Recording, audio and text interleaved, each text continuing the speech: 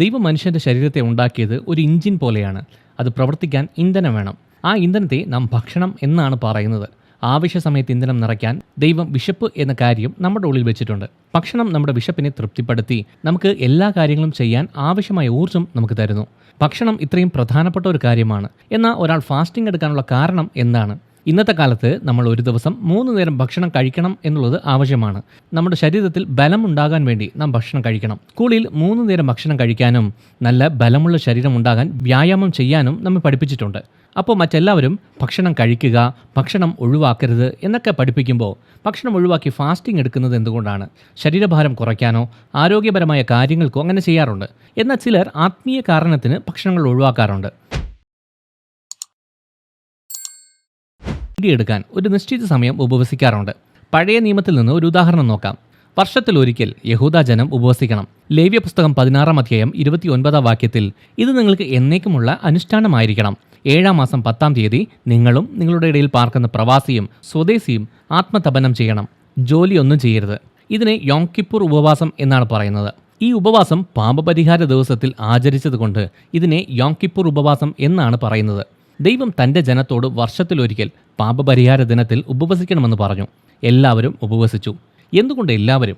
കാരണം എല്ലാവരും അവരുടെ രക്ഷയുടെ ഗൗരവമേറിയ അനുഭവം ഓർമ്മിക്കണമെന്ന് ദൈവം ആഗ്രഹിച്ചു.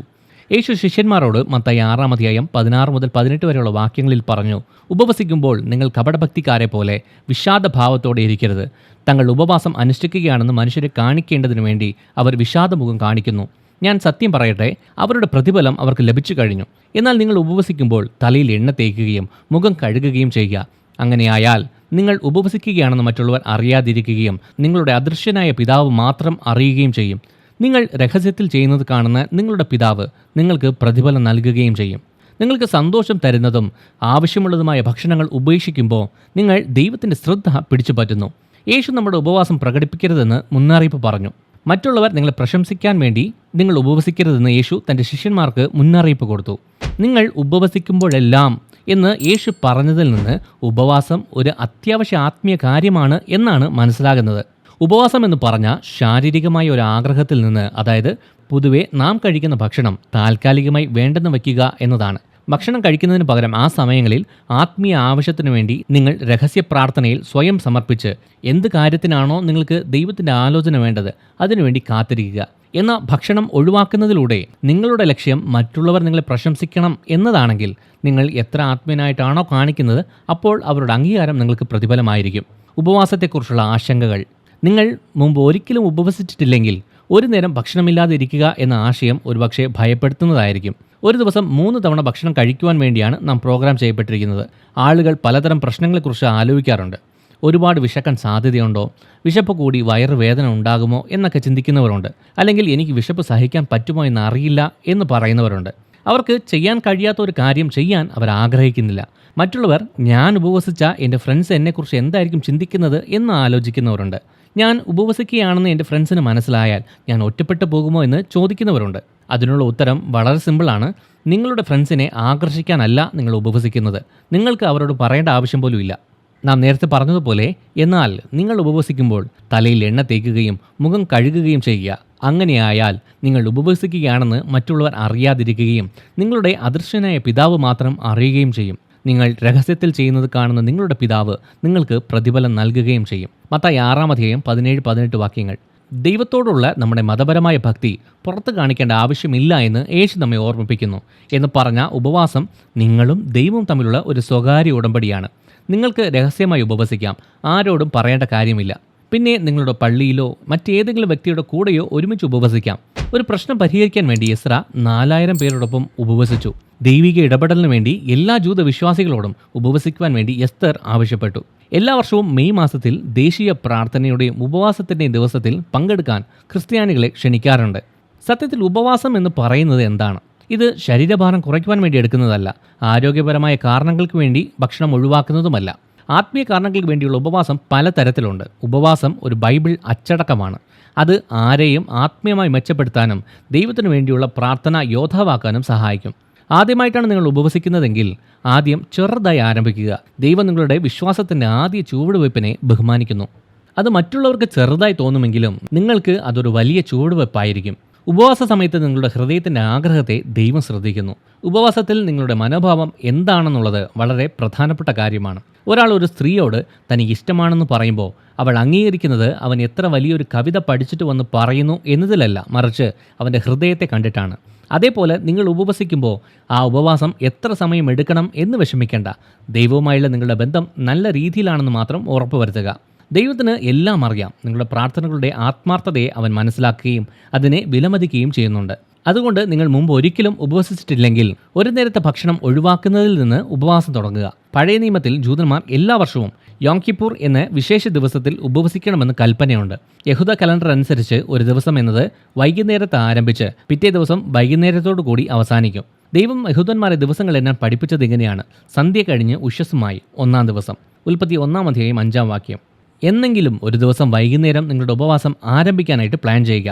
അങ്ങനെയാണെങ്കിൽ അന്ന് വൈകുന്നേരം ഭക്ഷണം ഒഴിവാക്കുകയും അടുത്ത ദിവസം രാവിലെയും ഉച്ചയ്ക്കും ഭക്ഷണം ഒഴിവാക്കാൻ സാധിക്കും. വൈകുന്നേരത്തിന് ശേഷം മിക്ക ജൂതന്മാരും സാധാരണ ഭക്ഷണം കഴിച്ച് ഉപവാസം അവസാനിപ്പിക്കും. ഫ്രണ്ട്സിൻ്റെ കൂടെ ഉപവസിക്കുക. ഒറ്റയ്ക്കുള്ള പ്രാർത്ഥനയും ഉപവാസവുമാണ് എല്ലാ മധ്യസ്ഥതയുടെയും അടിസ്ഥാനം. എന്നാൽ നിങ്ങൾ മുമ്പ് ഒരിക്കലും ഇങ്ങനെ ചെയ്തിട്ടില്ല എങ്കിൽ ഉപവസിക്കാനായിട്ട് ഒരു കൂട്ടുണ്ടെങ്കിൽ നല്ലതായിരുന്നു എന്നൊരു ആഗ്രഹം നിങ്ങളുടെ ഉള്ളിൽ ഉണ്ടാകാൻ സാധ്യതയുണ്ട്. ഒരു പ്രത്യേക ആവശ്യത്തിനായിട്ടാണ് നിങ്ങൾ ഉപവസിക്കുന്നത് എന്നുണ്ടെങ്കിൽ പ്രാർത്ഥിക്കാനും നിങ്ങളോട് കൂടെ ഉപവസിക്കാനും ആരെങ്കിലും ക്ഷണിക്കുക. ആൾപ്പെരുപ്പത്തിൽ ശക്തിയുണ്ടെന്ന് യേശു തന്നെ പറയുന്നുണ്ട്. മത്തായി 18-ാം അധ്യായം 18-19 വാക്യങ്ങളിൽ, നിങ്ങൾ ഭൂമിയിൽ കെട്ടുന്നതെന്തും സ്വർഗത്തിലും കെട്ടപ്പെട്ടിരിക്കും, നിങ്ങൾ ഭൂമിയിൽ അഴിക്കുന്നതെന്തും സ്വർഗത്തിലും അഴിയപ്പെട്ടിരിക്കുമെന്ന് നിശ്ചയമായി ഞാൻ നിങ്ങളോട് പറയുന്നു. നിങ്ങളിൽ 2 പേർ ഭൂമിയിൽ വെച്ച് എന്തെങ്കിലും വിഷയത്തെക്കുറിച്ച് ഏകാഭിപ്രായത്തോടെ അപേക്ഷിച്ചാൽ എൻ്റെ സ്വർഗസ്ഥനായ പിതാവ് അത് നിങ്ങൾക്ക് ഉറപ്പായി നൽകും. ഈ വാക്യങ്ങൾ പ്രാർത്ഥനയെക്കുറിച്ചുള്ളത് മാത്രമല്ല, മറ്റൊരാളുമായി നാം ചെയ്യുന്ന പ്രതിബദ്ധതയെക്കുറിച്ച് കൂടിയാണ്. ഇങ്ങനെ ഒന്ന് ചിന്തിച്ചേ, നിങ്ങൾ നിങ്ങളുടെ കൂട്ടുകാരുമായി ഒരു അവധിക്കാലം പ്ലാൻ ചെയ്യുകയാണ്. അപ്പോൾ നിങ്ങൾ ഒരുമിച്ച് പ്ലാൻ ചെയ്യും, സ്വപ്നം കാണും, അനുഭവങ്ങൾ പങ്കിടും. അതിനെ നിങ്ങൾ പിന്നെയും ഓർക്കാൻ ഇഷ്ടപ്പെടും. ഒരാൾ കൂടി ഉണ്ടെങ്കിൽ ആ അവധിക്കാലം കൂടുതൽ ആസ്വദിക്കാൻ പറ്റും. ഉപവാസത്തിലും ഇതുപോലെ തന്നെയാണ് സംഭവിക്കുന്നത്. നിങ്ങൾ ഒരുമിച്ച് ഉപവസിച്ച് പ്രാർത്ഥിക്കുമ്പോൾ നിങ്ങളുടെ അനുഭവം പങ്കുവയ്ക്കാനും നിങ്ങളുടെ പ്രാർത്ഥനയിൽ കൂടുതൽ ശ്രദ്ധ കേന്ദ്രീകരിക്കാനും കഴിയും. മാത്രമല്ല, മറ്റൊരാളുമായി ഉപവസിക്കുന്നതിലൂടെ ഒരുപാട് നേട്ടങ്ങളുണ്ടാകും. നിങ്ങളുടെ സംശയങ്ങൾ, ചോദ്യങ്ങൾ, ഭയങ്ങൾ, അങ്ങനെ എല്ലാ കാര്യത്തെക്കുറിച്ചും ചർച്ച ചെയ്യാൻ പറ്റും. ഉപവാസം എന്തെങ്കിലും രീതിയിൽ നിങ്ങളെ ഭയപ്പെടുത്തുന്നുണ്ടെങ്കിൽ അതിനെ മറികടക്കാൻ കൂടെയുള്ളവർ സഹായിക്കും. അതുമാത്രമല്ല, ഒരാൾ കൂടെ ഉണ്ടെങ്കിൽ പിന്നെയും ഗുണമുണ്ട്. ഒരു സുഹൃത്തിന് നിങ്ങൾ ഉപവാസത്തിലാണെന്ന് അറിയാമെങ്കിൽ നിങ്ങൾക്ക് ഭക്ഷണം കഴിക്കാനുള്ള പ്രലോഭനം കുറവായിരിക്കും. ഉപവാസത്തിന് ഒരു ഉദ്ദേശം ഉണ്ടായിരിക്കണം. നിങ്ങൾ ഉപവസിക്കാൻ തയ്യാറെടുക്കുമ്പോൾ നിങ്ങൾ എന്തിനാണ് ഉപവസിക്കുന്നതെന്ന് ആദ്യം മനസ്സിലാക്കുക. ഉപവാസത്തിന് ഒരുപാട് കാരണങ്ങളുണ്ട്, പക്ഷേ ഏത് വിഷയത്തിനാണ് ഉപവസിക്കുന്നതെന്ന് പ്രത്യേകം ഓർക്കുക. ചെറുപ്പക്കാരനായ ദാവീദ് ഗോലിയാത്തിനെ നേരിട്ട സമയത്ത് ബാക്കി ഇസ്രായേലി പട്ടാളക്കാരായ ആരും തന്നെ ആ ഭീമനെ നേരിടാൻ ആഗ്രഹിച്ചില്ല. അവർ യുദ്ധം ചെയ്തില്ല എന്ന് മാത്രമല്ല, ഗോലിയാത്തിനോട് യുദ്ധം ചെയ്യുന്നതിൽ നിന്ന് ഒഴിവാക്കാൻ എല്ലാവരും ദാവീദിനോട് വ്യത്യസ്ത കാരണങ്ങൾ പറഞ്ഞു. എന്നിരുന്നാലും ദാവീദ് പിന്മാറിയില്ല. ആ ഭീമനെ നേരിടാൻ അദ്ദേഹത്തിന് ശക്തമായ ഒരു കാരണമുണ്ടായിരുന്നു. നിങ്ങൾ എന്തിനോ വേണ്ടി പ്രാർത്ഥിക്കുന്നു, ഉപവസിക്കുന്നു എന്നല്ല, കാരണങ്ങൾ മനസ്സിലാക്കി ഉപവസിക്കുക. ഭക്ഷണങ്ങൾ ഒഴിവാക്കാനും പ്രാർത്ഥിക്കാനും നിങ്ങൾ തയ്യാറാണോ? അങ്ങനെയാണെങ്കിൽ എന്തൊക്കെയാണോ കാരണങ്ങൾ അതൊരു കടലാസിൽ എഴുതുക. നിങ്ങൾ ആ കാരണങ്ങൾ നിങ്ങളുടെ മനസ്സിൽ മാത്രം സൂക്ഷിക്കുമ്പോൾ അത് ചിലപ്പോൾ മറന്നു പോകാൻ സാധ്യതയുണ്ട്. ഉപവസിക്കുന്നത് എന്തിനാണ് എന്നുള്ളത് നിങ്ങൾക്ക് ഓർമ്മയിലുണ്ടായിരിക്കും, പക്ഷേ ആ കാരണങ്ങൾ സമയമെടുത്ത് എഴുതുക. ആ പോയിന്റ്സ് കാണുമ്പോൾ ആ വിഷയത്തിന് വേണ്ടി കൂടുതൽ ശ്രദ്ധയോടെ പ്രാർത്ഥിക്കാൻ നിങ്ങൾക്ക് കഴിയും.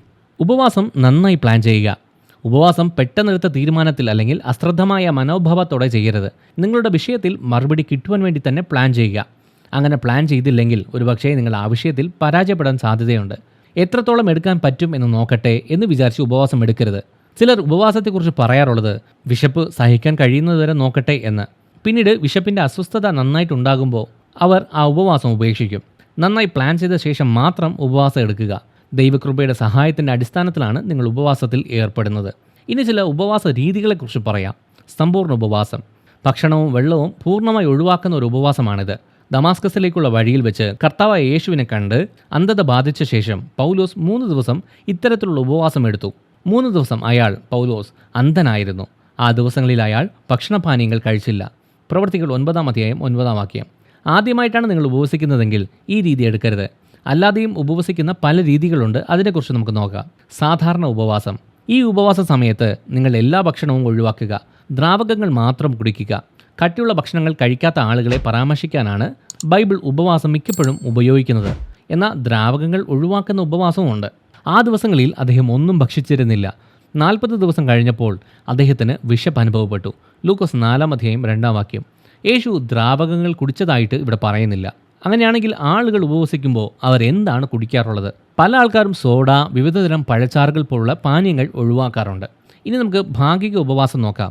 ഈ ഉപവാസത്തിൽ ചില ദ്രാവകങ്ങളോ അല്ലെങ്കിൽ ചില ഭക്ഷണങ്ങളോ ഒഴിവാക്കാറുണ്ട്. പക്ഷേ എല്ലാമല്ല. ഇത് ദാനിയേൽ ഉപവാസം എന്നാണ് പറയുന്നത്. കാരണം അദ്ദേഹം രാജാവിൻ്റെ മേശയിൽ നിന്ന് ഭക്ഷണം കഴിച്ചില്ല. ദാനിയേൽ 1:12 പറയുന്നു, അടിയങ്ങളെ 10 ദിവസം പരീക്ഷിച്ച് നോക്കിയാലും ഞങ്ങൾക്ക് കഴിക്കാൻ സസ്യഭോജനവും കുടിക്കാൻ പച്ചവെള്ളം തന്നാലും. ഈ ഉപവാസം ദാനിയേലിനോ അവൻ്റെ സുഹൃത്തുക്കൾക്കോ ദോഷം ചെയ്തില്ല. ദാനിയേൽ 10:3 ദാനിയേൽ എന്തൊക്കെ ഭക്ഷണങ്ങളാണ് കഴിക്കാത്തത് എന്ന് എടുത്തു പറയുന്നു. ആ 3 ആഴ്ച കഴിയുവോളം ഞാൻ സ്വാദുഭോജനം കഴിക്കുകയോ മാംസം, വീഞ്ഞ് എന്നിവ രുചിക്കുകയോ എണ്ണ തേക്കുകയോ ചെയ്തില്ല. ഈ ഭാഗിക ഉപവാസത്തിൽ ദാനിയേൽ എന്താണ് ഒഴിവാക്കിയതെന്ന് വ്യക്തമായി പറയുന്നുണ്ട്. ആദ്യത്തേത് മധുര പലഹാരങ്ങൾ ഒന്നും തന്നെ ഉപയോഗിച്ചില്ല, ഒരു മധുര പലഹാര ഉപവാസം. രണ്ടാമത്തേത് മാംസം, ഒരു മാംസരഹിത ഭക്ഷണക്രമം. മൂന്നാമത്തേത് വീഞ്ഞ്. ഇനി നമുക്ക് ഏത് സമയത്ത് ഉപവസിക്കണം എന്നതിനെക്കുറിച്ച് നോക്കാം. നിങ്ങളുടെ ഉപവാസത്തിൻ്റെ ദൈർഘ്യത്തെയോ വിവിധ ഘട്ടങ്ങൾ സ്വാധീനിക്കാൻ സാധ്യതയുണ്ട്. അതുകൊണ്ട് ഉപവാസം തീരുമാനിക്കുന്ന ദിവസങ്ങളിൽ വിശേഷ ദിവസങ്ങൾ ഉണ്ടോ എന്ന് ആദ്യം ചെക്ക് ചെയ്യുക. എന്തെങ്കിലും വിശേഷ ദിവസങ്ങൾ വരുന്നുണ്ടെങ്കിൽ ഉപവാസം എടുക്കുന്നത് ഉചിതമല്ല. ക്രിസ്മസ്, വിവാഹങ്ങൾ, അങ്ങനെ പലതും. എന്ത് തരം ഉപവാസം നിങ്ങൾ എടുത്താലും അത് നിങ്ങളുടെ വിശ്വാസത്തിൻ്റെ ആദ്യ ചുവടുവെപ്പാണെന്ന് ആദ്യം മനസ്സിലാക്കുക. ദൈവം നിങ്ങളുടെ ഹൃദയം കാണുന്നു, അതനുസരിച്ച് നിങ്ങൾക്ക് പ്രതിഫലം നൽകും. ഈ വീഡിയോ ഇഷ്ടമായ ലൈക്ക് ചെയ്യുക, ഈ ചാനൽ സബ്സ്ക്രൈബ് ചെയ്യുക. നിങ്ങളുടെ അഭിപ്രായങ്ങൾ താഴെ കമൻറ്റ് ബോക്സിൽ രേഖപ്പെടുത്തുക. നിങ്ങൾ ദൈവത്താൽ അനുഗ്രഹിക്കപ്പെട്ടവർ.